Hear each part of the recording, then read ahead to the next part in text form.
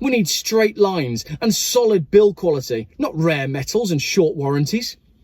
What the world needs now isn't love, sweet love, it's speed, sweet speed. Good afternoon and welcome to another episode of Geoff Tells Stories. If you're not familiar what these are, they're basically podcast form, almost audio book type readings of stuff what I've written in the past. They're quite entertaining and probably good for listening to, like when you're driving along in a car.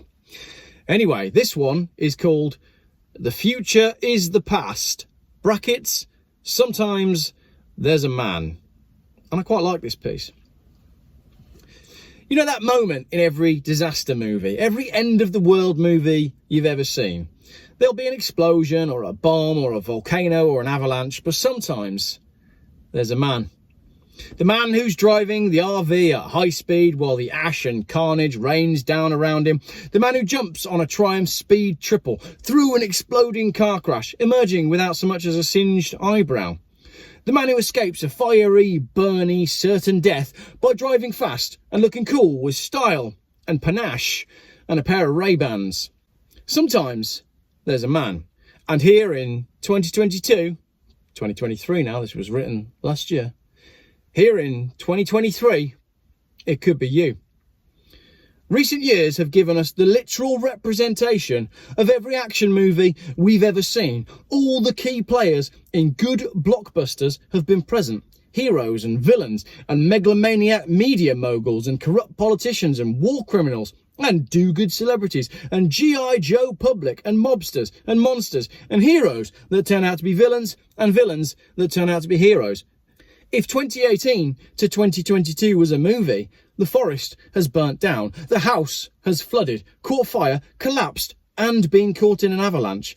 A tidal wave hit in the middle of a drought, and now we're at the calm before the climax. The bit in the movie where the main characters are camped out at a military compound, finding warm clothes and weapons, ready for the big finale. We all know the volcano is about to blow, so it's time to choose your side and stake your claim. The finale is coming, so grab your car keys and run. The world is falling apart. Olympus has fallen. Interest rates are climbing. Inflation is the new normal. And the cost of living is pretty damn close to outweighing the benefits of doing so. We had 2 years of terror and turmoil in the news, preposterous posturing from politicians and ludicrous nonsensical guidelines and laws, a crazy new reality of catchphrase roulette where new and bizarre cultures have sprung up around 4-word slogans that sound immensely positive but can't stand the smallest scrutiny. Stay with me. The world has gone mad. The public has turned on the petrol head and raised pitchforks to car culture. The cult of Greta spells doom for the last bastions of automotive enthusiasm as low emission zones and spiralling running costs make car fanatics the new outlaws of the Wild West. Gone are the days of the open road, of living wild and free, like Hunter in the 60s, when nothing seemed to matter but driving fast late at night with nothing in mind but falling in love and not getting arrested. These days, you're lucky to arrive on time and intact, having survived the traffic torture as potholes and traffic increase in a losing battle of quantity over quality. The roads are clogged and the cars are expensive and petrol is pricey and it ain't getting better. Policy has mandated a move to electric, which itself requires a suspension of general common sense. Diesel is dirty and petrol is puke, but electric, my friend, is the future. Don't ask questions, just disengage your brain and plug to the mains. And for the love of God, please nobody mention energy company dividends. This was written before the £32 billion profit that Shell posted. The dividend is divided, but you're not invited to the profit party that's happening up top. You're one of the last, one of the least, and you're still clinging to that pathetic petrol-head hope, clutching the dream of cheap fuel and open roads and holding on to it for dear life as it slips between your fingers with every penny on the litre and ultra-low emission zone expansion. The future is here, and it used to be bright, but it's no longer orange, it's bleak. Smart motorways aren't. Being green can be mean, and revolution will clearly not be televised, at least not on any of the channels that aren't officially sanctioned, paid off or sponsored by the main event. We're strapped to a time bomb, going downhill, gaining momentum and having to pay for the pleasure. The future is bright and it might not be orange, but it'll also be fiery and hot. Especially if the only thing to stop us reaching terminal velocity on this out-of-control ride is the external walls of a Ukrainian power station. Crikey, that got deep. Now is not the time for depth, Geoff. Let's leave that to JP Morgan and the Titanic. Now is not the time to embrace the future, the fraud of electric, the myth of equality, and the ever-tightening and restrictive embrace of legally mandated freedom. No, now is not the time for that. You don't want electrical complexity.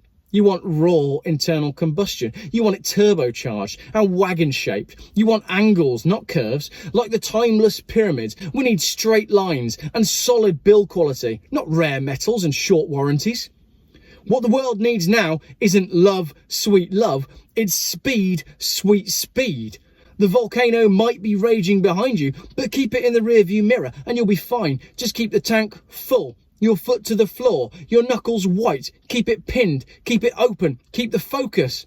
But most importantly, keep the faith. There are some things in life that are sacred, and sacred things are always worth keeping. The Volvo 850 T5 is to the automotive world what the 10 Commandments are to religion, a cornerstone of a cult, a bedrock of belief. Yes, you can go faster, smoother, quieter in a modern car, but this is really a question of soul and of heritage. The world is collapsing around you. You're outrunning the tidal wave of society. With your foot to the floor, you are Woody Harrelson outrunning the disaster. You're Tom Cruise riding through the explosion. And how do you see it playing out? Because the future's in your hands. Sometimes there's a man. Sometimes there's a man who sits in the face of a fuel crisis, a world war, a pandemic and a media meltdown. A man who looks at the future of alcohol-free alcohol and meat-free meat and humour-free humour, and he says nuts to all that. Sometimes there's a man who turns the key in the old-fashioned way and he cranks over 5 cylinders. He opens the sunroof and he lights a cigarette and he chews a steak and he plants 1 foot deep into the carpet. £1.71 a litre or not. Sometimes there's a man who sees that the future isn't bright and it isn't orange, so he pulls an illegal U-turn, racing flat out into the past with the boost gauge screaming, "No more!" Hell-bent on avoiding the oncoming dystopia by going backwards through the vortex at high speed in a turbo Swede with the sunroof open and the stereo cranked and all 5 cylinders screaming. Because the future might be bright, but the past was probably better. And sometimes there's a man. Are you that man? Or woman? You can be what you want to be.